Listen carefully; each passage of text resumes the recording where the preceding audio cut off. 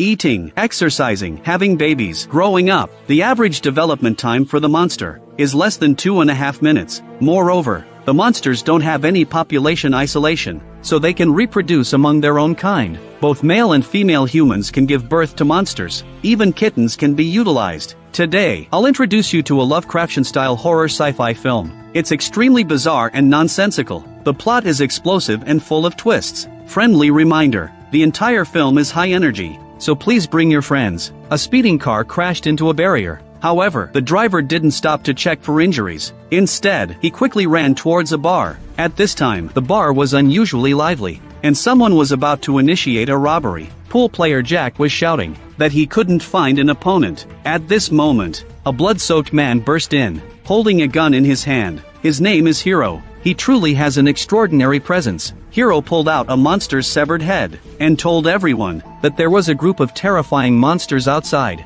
He had killed one and there were 3 more. Then he instructed everyone to seal all the entrances and exits. At this point, the bartender asked who he really was. I'm the guy that's gonna save your ass.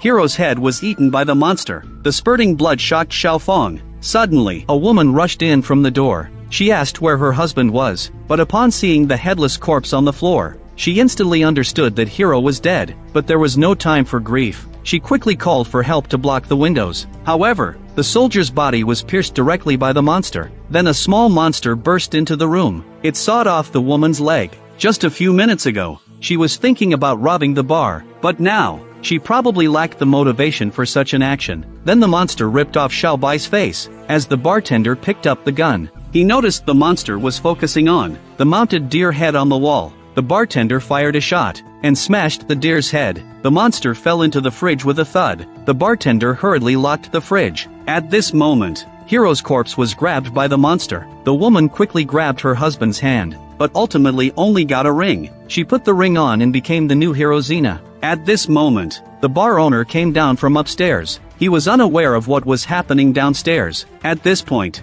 Xena said to seal all the doors and windows. She asked if there was anyone still on the second floor. Suddenly, the single mother remembered her son was still upstairs, so she hurried to the room. Fortunately, she successfully found her son. However, before she could feel happy, a monster suddenly burst in through the window. It swallowed her son whole. The bartender shot off one of the monster's horns. Then the monster counterattacked and sprayed out a large green liquid directly. Although the bartender dodged it, the fat man behind him was not so lucky. The fat man quickly went downstairs to wash off. Surprisingly, the green liquid was mixed with a pile of maggots. After washing up, the fat man wanted to leave because he thought he needed to go to the hospital. However, Xena stopped him from going out. After all, there were monsters roaming outside. Opening the door would just make him monster food, right? The fat man still wanted to rush out, but he was knocked to the ground. After some scolding, the fat man obediently retreated to the side. Everyone wanted to call the police for help,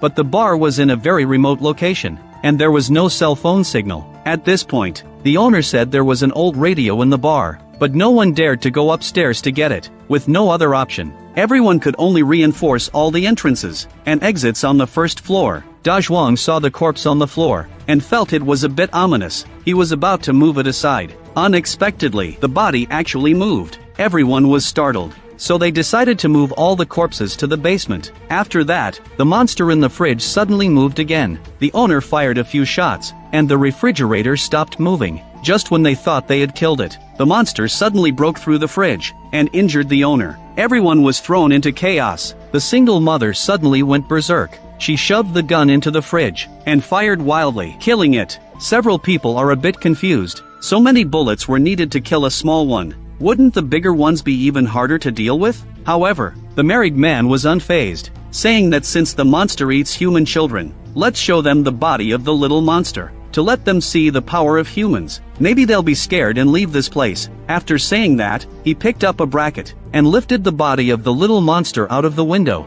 Jack saw that the monster didn't react, so he shouted out the window to try to attract the monster. Only then did they see the full appearance of the monster. It looked like a mass of flesh draped in a corpse. After a while, another monster approached, seemingly the mother of the little monster. The monster froze, holding the child's body. Everyone thought it had worked, but the next second, the mother monster directly ate the child. This is not over yet. the two monsters began to mate right in front of everyone. Before long, an embryo fell out, and within just 2.5 minutes, it grew into a new monster. Everyone was stunned. The owner asked Xena, "Where did the monster come from?" Xena then told everyone that she wasn't exactly sure. At that time, she and her husband were on their way out for some fun, but they crashed into a monster along the way. The car lost control and rolled over. Her husband came to the bar carrying the monster's head. At this moment, the married man realized that her family had a grudge against the monster. In fact, the monster had followed them to the bar. Perhaps their target was just Xena. After hearing this, the owner pulled out a handgun and prepared to drive Xena out. However, Xena wasn't foolish either. She took out a gun to try it out. This tactic indeed worked. The owner put away the small handgun. Moreover, Xena said that everyone in the bar who had sent out the little monster would definitely be targeted. At this point, Jack asked the oldest grandmother, saying that at her age, she must know something. For example, some folklore or legends. However, the old lady said the bartender was also an old man. Why don't you ask him? At this point, Xena said that these things weren't important. The monster is right outside. If it bursts in, no one will be able to survive. Jack said we should elect a leader. This person needs to be familiar with the surrounding terrain, and very brave. Saying this, he recommended himself. No one in the bar said anything. Jack thought he had successfully become the leader. However, the fat man's condition was very poor. Although he had cleaned off the slime and bugs from his body, some had still crawled into his body through his nose. It was obvious that large worms were moving under his skin on his arm, but no one at the scene cared about him, so the fat man walked to the window to see what was happening outside. Though the others advised him to stay away from the window, he wasn't afraid. But the next second, the monster ripped out the fat man's left eye. Another large monster launched a surprise attack from elsewhere, snatching away the married man's pants. The old lady nearby was shocked by the sight. The others hurried over to check on the fat man's injuries. With limited supplies, they could only perform basic bandaging. Then everyone held a brief meeting. The remaining ammunition was indeed too scarce. Fortunately, the owner had more supplies in the basement. At this moment, Xena stepped forward to direct everyone. Jack was assigned to go upstairs to find the radio. He wanted to insist that he was the leader, but Xena mocked him for being afraid. Reluctantly, he agreed to it for the sake of pride. Jack went upstairs with the bartender and the married man. Xena specifically instructed to lock Jack inside. They would let him out once they found the radio. This way, in case of an emergency, the loss would only be one person. Jack sarcastically remarked that this was her true intention, but Xena ignored him. She took the single mother to the basement to look for bullets. They indeed acted according to Xena's instructions. Fearing that Jack might back out, they pushed him directly into the room. Fortunately, there were no monsters inside. Jack quickly found the radio and sent out a distress signal to the outside. However, before he could say much, the monster destroyed the radio. Then it slowly crawled out. Jack hurried to exit the room, but the bartender accidentally broke the key outside. In a critical moment, Xena heard the noise and rushed over. She yanked off the bartender's earring to pick the lock, thus saving Jack's life. Then everyone wanted to stay in the bar and wait for rescue. However, the monsters didn't want to let them live so easily. They began to frantically attack the surrounding walls. It wouldn't be long before this place would completely fall, so someone suggested leaving this place and driving back to their own homes. However, the owner disagreed, because there were elderly people and disabled individuals here. Splitting up would inevitably result in heavy casualties. At this moment, the fat man chimed in, telling everyone that there was an exit in the basement leading outside. As long as someone could drive the truck to the exit, they could escape with everyone. At this point, Jack suddenly had a bright idea. There was a lot of gasoline and alcohol in the bar. Perhaps they could make a homemade bomb and tie it to the woman's corpse. They could throw it outside and wait for the monster to eat it. Maybe they could blow it up, but to detonate the bomb, they would need the wires from the second floor. So the owner instructed Jack to carry the body upstairs. Jack was a bit confused. He had already risked his life once, so why was he being sent up again? The owner said it was because he was relatively lucky. Many times, no matter how strong you are, luck is more useful. Jack could only call the owner to go with him. On the other side, Xena and the man went to the basement exit. They were preparing to go out and drive the owner's truck to help everyone. Meanwhile, Xiaofang was very curious about the fat man's injuries, so she lifted the bandaging cloth. It was fine until she looked, but once she saw, she couldn't hold it together. The fat man's eye sockets were full of maggots. The other party asked her if she had improved. Xiaofang was afraid of hitting him, and said he's almost recovered. Then she rushed to the bathroom, and violently vomited. On the other side, Jack and the owner discovered while moving the bodies, that the woman wasn't dead, thanks to her timely first aid. However, at this point, she would die regardless. The owner said there was no time to switch the bodies now, let's just blow it up. Just as they were speaking, the monster suddenly dragged the woman away. The wires were also carried and moved quickly. Fortunately, Jack reacted quickly and grabbed the plug. After a while, the monster stopped moving. With no other choice, Jack had to plug it into the power source. In an instant, the explosion blew the monster and the woman away together. Afterward, the owner raised his gun to threaten Jack, forbidding him to tell anyone that the woman was still alive. Otherwise, he would blow his head off. Meanwhile, Xena and the man rushed out of the basement during the explosion. The man was responsible for driving, while Xena attracted the monster's attention. However, the monster was too aggressive, forcing Xena to retreat step by step. The single mother tried to open the door, but was blocked by the fat man, so she directly seized the other person's gun, and knocked him to the ground. On the other side, Jack and the boss upstairs got into a fight over a woman. Jack managed to grab the gun. In the chaos, a figure suddenly climbed in through the window. He thought it was the monster and fired his gun, but to his surprise, it was Xena who came in. She swayed for a moment and then fell out of the window, only to be eaten by the monster. The person most likely to survive had just been taken out. However, Jack now had his own secret. The two promised each other not to tell. Afterward, they went downstairs to inform the others that Xena had been captured and eaten by the monster. Seeing the situation develop to this extent, she took a bottle of wine and went to the basement, and the single mother Xiaomei became the second heroine. She encouraged everyone to leave this place of turmoil together. It's better to take a chance than to wait here to die. Jack immediately expressed his support, but the boss said he wouldn't leave. He wanted to stay here and wait for rescue. Just as you go out, you can attract the monster's attention. Maybe you can even lead the monsters away. However, the next second, he regretted it. The floor suddenly extended a monster's hand that pierced through the boss's body. Unexpectedly, the monster could also dig holes. The few of them were instantly terrified. Jack hurriedly moved a table to block the large hole in the floor. Everyone at the scene couldn't believe the man found a car. Only Xiaomei still held a glimmer of hope as she looked toward the door. However, the sight before him completely bewildered him. The monster actually lifted the man. It used his head to slam against the door. It was clear the man wouldn't last long.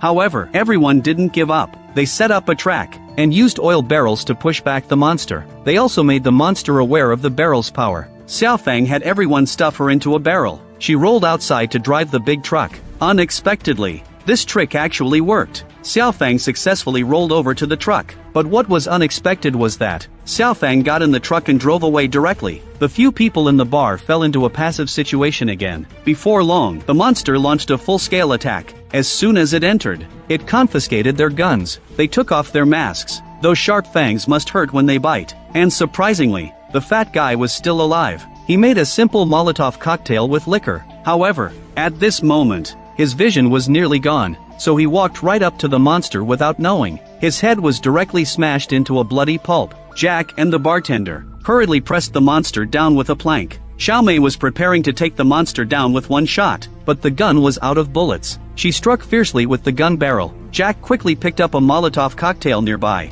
However, without any helpers, the bartender couldn't hold down the monster alone. He was ultimately killed cruelly. The Molotov cocktail in Jack's hand was extinguished by the monster's blood. At this moment, Xiaomei had transformed into a killing god. She broke the monster's fangs. Xiaomei reached into its throat and suffocated the monster to death. At this time, the morning sun began to rise. The crisis had come to an end. Xiaomei, Jack, and the younger brother walked out of the bar. They drove away from here. However, there was still one person in the bar. It was the old lady who had been hiding in the basement. Hearing no noise, she came out. The story of Feast Part 1 ends here. The overall atmosphere of the film was quite good. The monsters inside were also quite eerie. They could almost spawn anywhere. A new monster could be born within minutes, no matter where. And without seeing the second half, it's hard to guess who the main character is. But the downside is that many parts of the film are quite dark, and the camera work is very shaky. It looks a bit strenuous to watch. Next, let's follow the direction Xiaomei left in to see the story of the second part. On the road where Xiaomei finally escaped, a new unexpected guest arrived. She sped down the road on a Harley motorcycle. As she passed by the bar, she saw a dog carrying a severed hand. She pulled out her gun and shot. Afterward, she picked up the severed hand and saw a matching tattoo. That's right, she was the woman's best friend Wendy. Just as Wendy was looking around, a hand suddenly reached out from under the car and grabbed her. Unexpectedly, the bartender, who had been scratched on the neck by the monster, was still alive. The bartender told Wendy that her sister had been killed by the monster. It had nothing to do with him. However, Wendy didn't believe him at all. She dragged the bartender to her car, ready to teach him a lesson. Before she could start, the bartender confessed everything. He told her everything that had happened to the woman last night. But to save himself, he placed the main blame on Jack. At this point, Jack had already escaped to the town. Wendy knocked the bartender unconscious, preparing to take him along. But they didn't know that the town had already been attacked by monsters. At this time, one day earlier, the Thunder brothers were at home watching TV. Suddenly, monsters appeared and attacked the town, causing panic. Thunder and his brother Storm opened a boxing gym. The younger brother was quite skilled in fighting. Storm relied more on his verbal skills. The brothers heard the commotion outside and immediately ran away. Meanwhile, the sheriff was interrogating an old man in the station. Don't think he looks like a homeless person. In his youth, he was a scientific madman. Before long, monsters burst into the police station. Everyone outside the cells was dead. The homeless man took the keys from the sheriff's corpse, but he didn't rush to leave, because the cell was the safest place right now.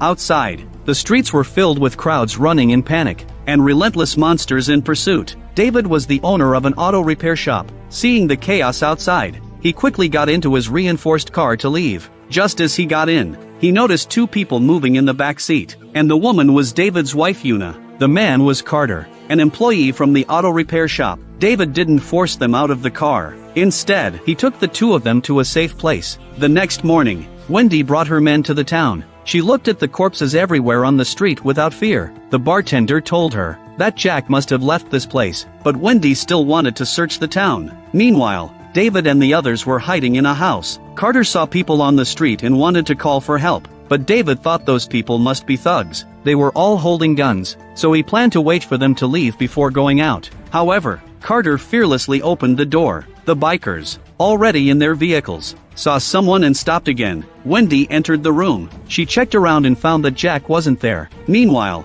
the sisters guarding outside seemed to hear something.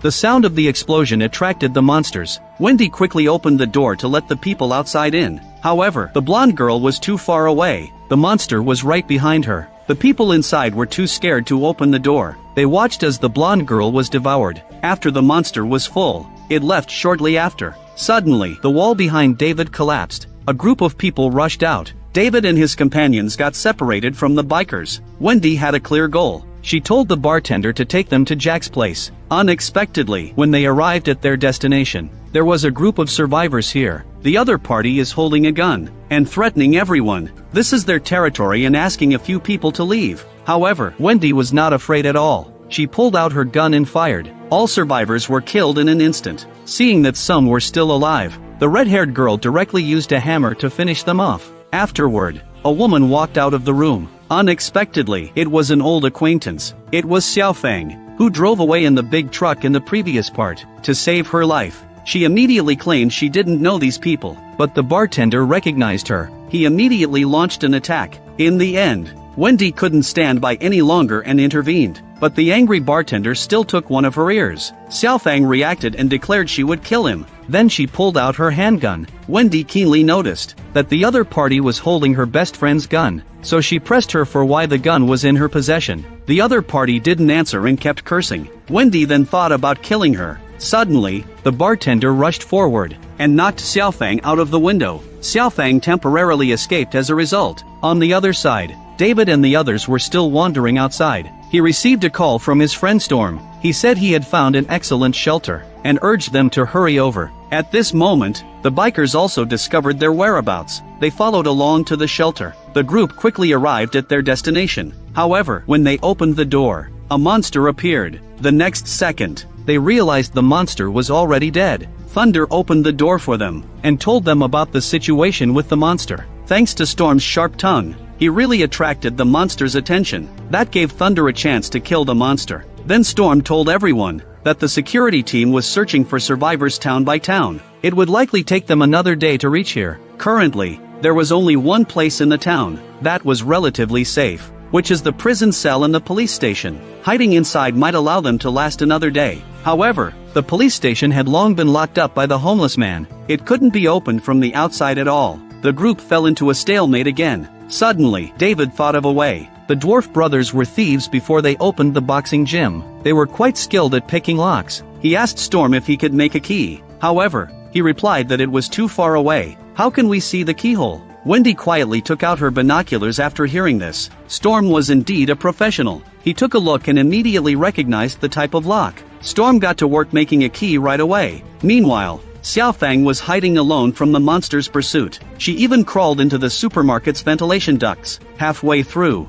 the duct suddenly collapsed. She fell directly into the supermarket. It seemed that a battle had occurred here as well. Xiaofang was stunned by the sight of the corpses. All the exits and entrances here were closed off. The glass was all tempered. Xiaofang wanted to get out. She frantically smashed the glass around her. By the way, if it's so sturdy, why not hide inside? Suddenly, the monster was startled and came outside the glass. It frightened Xiaofang into unconsciousness. On the other side, due to the unstable electrical system, making the key might take a long time. At this time, Carter suggested dissecting the monster's body. After all, only by understanding the enemy can we defeat them. The others had no objections, so Carter picked up the welding torch and cut open the monster's belly. The monster's belly was full of maggots, and the organs inside were bizarrely shaped. Carter carefully examined each organ. Suddenly, the corpse let out a fart. It stank so badly that everyone present felt like vomiting. Then Carter continued to fiddle with the organs inside. Suddenly, the monster began to bubble all over. Then it sprayed a large amount of green liquid. It sprayed for a full 2.5 minutes. The old lady was smelly and hid in a corner. The slime sprayed all over her without missing. The electrical system also went down at this moment. Yet Carter didn't give up. He continued to study with his flashlight. Thus, the most bizarre scene unfolded. The monster's reproductive system began to spray wildly. Everyone present was caught in it. Wendy finally couldn't take it anymore. She pulled out her gun and threatened Carter to stop immediately. However, he insisted that he was still useful. There was a large eye inside the monster's belly. The group curiously leaned in closer. Unexpectedly, there were many organs inside the monster's body. For example, it had eyes, a mouth, and a tongue all present. Moreover, these internal organs were still moving. It seemed they were not dead. Then the mouth emitted a loud buzzing sound. Wendy finally couldn't help but shoot and kill the monster. At this point, the key had been successfully made, and surprisingly, the old lady began to shed her skin. The monster, hearing the calls of its kind, came nearby. They tried to break down the door. The brothers attempted to help their grandmother up. Unexpectedly, her skin had completely fallen off. With no other choice, they could only wrap her in a bag and take her away. Then the group quickly hid on the rooftop. On the other side, Xiaofang woke up from her unconsciousness. She saw a horrifying scene. The monster didn't even spare the kitten. Moreover, the kitten actually gave birth to a little monster just minutes later. After a long night, the next morning, the monster had climbed onto the rooftop. The group fought back with all their might, although they ultimately succeeded in exterminating all the monsters. But unfortunately, one member of the motorcycle gang was seriously injured by the monster. The group realized they couldn't stay here any longer, so David suggested throwing the injured woman downstairs to attract the monster's attention. Although Wendy was reluctant, there was no better option. She had to passively accept his decision. Indeed, the monster was drawn to the distraction. It was lured away by the woman. Wendy drove the motorcycle to the rooftop. The group prepared to make a catapult to send someone to the roof of the opposite police station. David suggested letting the dwarf brothers try first. Storm had no objections, but he wanted to conduct a test first. David said, "Anyway, the old lady is going to die soon. Why not use her for an experiment?" Although the dutiful Thunder felt reluctant, he had to agree to let his grandmother find peace. They quickly reduced the old lady to a suitable weight. Then they launched her. The landing point was quite accurate. However, the old lady's body shattered into pieces. Soon the real battle began. Thunder took the key and sat in the catapult. David reminded him to knock out the homeless man first, then opened the door to the police station. As the motorcycle revved up, Thunder was flung out. If everything went as expected, an unexpected event was about to occur. Thunder didn't fly to the police station but fell onto the road. He was quickly eaten by a monster. The motorcycle was still running. Carter suggested turning it off. Unexpectedly, a fixed steel pipe exploded, piercing Carter's head directly. The others were startled. There was no choice but to think of another way. Storm was smaller in size, so he could fit into a barrel and sneak closer to the police station. A monster slipped into the supermarket. Unexpectedly, Xiaofang was quite capable. She knocked the monster dead and shattered the glass. Xiaofang was able to escape. Meanwhile, Storm picked up the key and successfully arrived at the police station door. However, an unexpected event occurred. The homeless man actually brought a stick of dynamite. He stuffed it directly into Storm's barrel. The explosion sent the barrel flying, and the debris flew several dozen meters. It hit Xiaofang, who was about to escape. Although the police station door was blown open, the rooftop was also breached. With screams echoing, the movie came to an end. The ending seemed to set up for a sequel. The second part introduced new characters, and the brightness of the visuals had improved significantly. The camera was no longer so shaky. There were some improvements compared to the previous installment. Next, let's take a look at the third part. This one is called The Happy Finish. Xiaofang, who was pierced by debris, didn't die immediately, but her situation was still grim. The monster had already set its sights on her. Before Xiaofang could lose her head to the monster, her head was swallowed whole. However, in less than 2 seconds, the monster pulled her head back out. At this moment, the rooftop door was smashed open. A strong monster appeared before them. Bullets were ineffective against it. At this moment, Wendy stepped up. She stood the motorcycle upright and ground the monster to death. Then the group descended the stairs. Unexpectedly, Carter was still alive. The descent was not easy. In the darkness, there seemed to be signs of monsters. The blonde girl was leading the way. Unexpectedly, she was quite capable. She took out a monster by herself. Soon, they slipped into the police station. As soon as they entered, they encountered a soldier. He was well trained and had heavy weaponry. They initially thought he was a rescue. However, the other party said that they drove all night and didn't find the presence of the army on the road, only some defeated soldiers, so they couldn't expect any rescue now. It would be better to charge out and fight the monsters to the death. Just as they were talking, the homeless man appeared behind them with a gun. The red-haired girl threw a hammer and knocked him down. If he hadn't been unwilling to open the door, so many innocent people wouldn't have died. They gave him a good beating. They even beat him so badly he soiled himself. Then the soldier taught Yuna how to use a handgun. During the training, the two began to develop feelings for each other. The atmosphere gradually became ambiguous. Yuna accidentally shot him in the head, and thus, the legendary soldier was taken out. Everyone was stunned. At this moment, the roar of monsters could also be heard outside the police station. Their ammo was running low. Fortunately, there was an armory in the police station. Wendy assigned David the task of searching for supplies. Before leaving, they tied a rope to him, so they could pull him back in case of emergency. David crawled carefully on the ground, but unexpectedly, as soon as he opened the armory door, 2 monsters walked in from outside. David quickly hid under the table.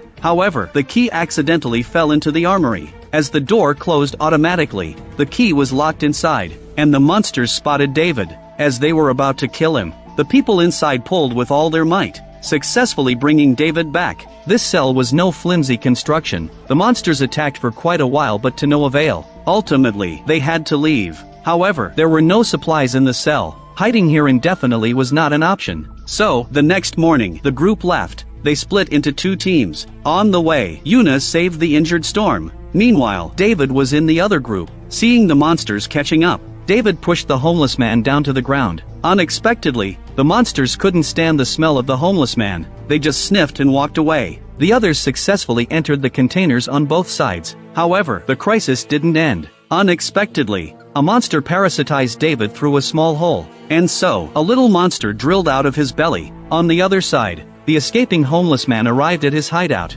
Unexpectedly, the bus was still operational. Wendy and her men found this place, but the monsters were chasing them from behind. One unfortunate person had their head crushed by a monster. The red-haired girl kicked the homeless man onto the monster. Then they were set on fire. Wendy drove the car out. At this moment, the people inside the house heard the sound of the engine. They rushed out to stop the car, but unexpectedly, Wendy had no intention of stopping. However, they hadn't gone far when the car suddenly ran out of gas. The people behind thought she had stopped. They quickly climbed onto the car. At this moment, the monsters arrived. They had to quickly close the car doors. Just when they thought they were going to die here, a figure in a cloak appeared in the distance. He had a special device on him that could emit sounds to scare the monsters away. Therefore, the monsters fled from there. The man took off his hat and told them his name was Prophet. He was exceptionally gifted. He suggested leading everyone through the sewers to another city. After all, there was no better option, so they followed the Prophet into the sewer.